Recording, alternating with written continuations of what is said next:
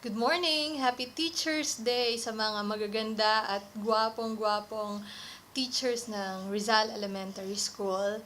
So, before ko po ipagpatuloy ang aking pagsasalita, gusto kong pasalamatan muna ang ating butihing PTCA President, Mr. Freddy Cruz, for coming up with this idea at pagbibigay sa amin ng opportunity na makapagbigay din ng talk or ng message sa ating mga teachers on this very special day. So firstly, I want to introduce myself. My name is Anne, currently based here in Kuala Lumpur, Malaysia. Ako po ay nag-aaral pa. I'm taking my master's in community development. So lately, I have realized na sobrang mahal na mahal ko pala ang pag-aaral at magstay sa paaralan. So, for 17 years, nag-aaral pa rin pala ako or pinapaaral pa pala ako ng aking mga magulang. And looking back, I also realized na malaki ang naging parte ng aking mga naging guro sa paghubog ng aking pagkatao at ng kung sino at nasaan man ako ngayon. So, nagulat ako nung nag-message sa akin sa Facebook si Mr. PTCA President. Sabi niya, pwede ka bang maging guest speaker this Friday? Sabi ko, paano kung nasa Rizal lang sana ako? Then I will. Pero sabi niya, since we are now in a globalizing world, so bakit nga naman ba hindi natin gamitin ang teknolohiya na ipinagkaloob ng science sa atin. So there, isa din itong magandang pagkakataon, sabi ko sa aking sarili, na maipakita sa mga estudyante at mga guro at sa mga magulang sa paaralang elementarya ng Rizal na pwede nating magamit ang teknolohiya upang sa gayon ay maging inspirasyon tayo sa bawat isa.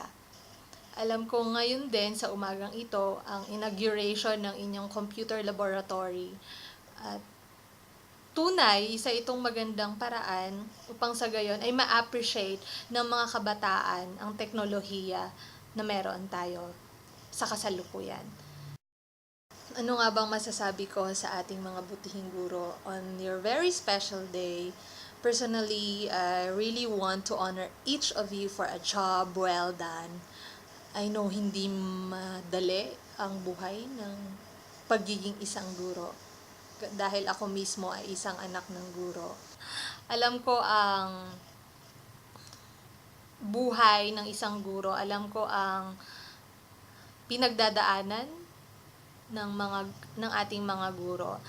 Sa aking paglaki, nakita ko kung paano ka-passionate or paano i-dedicate ng aking ina ang kanyang buhay sa pagtuturo. At alam ko na isa din itong naging inspirasyon ko upang lalo pang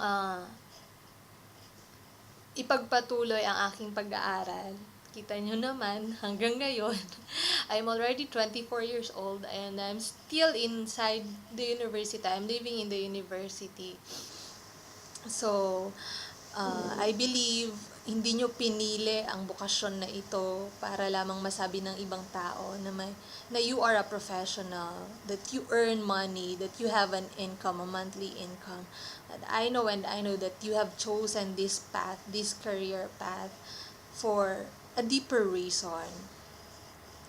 And I believe that reason is to touch others' lives. So, isa po ako sa mga na-touch ninyo sa pagpili ng inyong bokasyon. Nakita ko kung paano kayo maging inspirasyon sa ibang tao. Hindi man ninyo kadalasang marinig sa amin na inyong naging estudyante na kayo ay mahalaga sa amin, na we are so proud of you, that we really appreciate everything that you have done when we were in elementary. Hindi nyo man naririnig yon madalas sa amin. Alam nyo lang na sa bawat puso namin, saan man kami makarating, nandun kayo, nagsisilbing inspirasyon sa amin. As I look back, I have realized then na yung mga nagiging desisyon ko ngayon ay um, dahil sa mga naging experience ko din sa paaralan. At kung ako ay tatanungin ng kung sino man ngayon, kung ano yung future plans ko, I would really love to say that I want to become a teacher someday. I want to inspire lives as well, like what you are doing in this school. Hindi ko nakita ito na simpleng trabaho lamang. Ito isang ministeryo. At alam ko na kapag ako ay naging isang guro din katulad ninyo, mas malaki yung sphere of influence ko. Mas madami akong matatouch na buhay.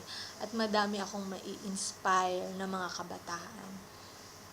And I just want to quote Secretary Armin Luistro during the World Teacher Celebration Day.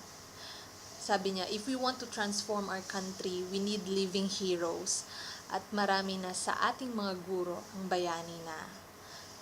Congratulations sa mga guro ng Rizal Elementary School dahil kayong lahat ay mga bayani.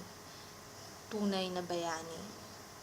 And sabi sa isang nabasa ko, walang naging mayaman daw sa pagiging isang guro, pero yung mayaman kayong mga guro sa pagbibigay ng inspirasyon at pag-asa ng bayan. Tunay yung nabasa kong iyon sapagkat nakita ko na sa buhay din namin, sa pamilya namin, ng aking ina isang guro, hindi kami mayaman.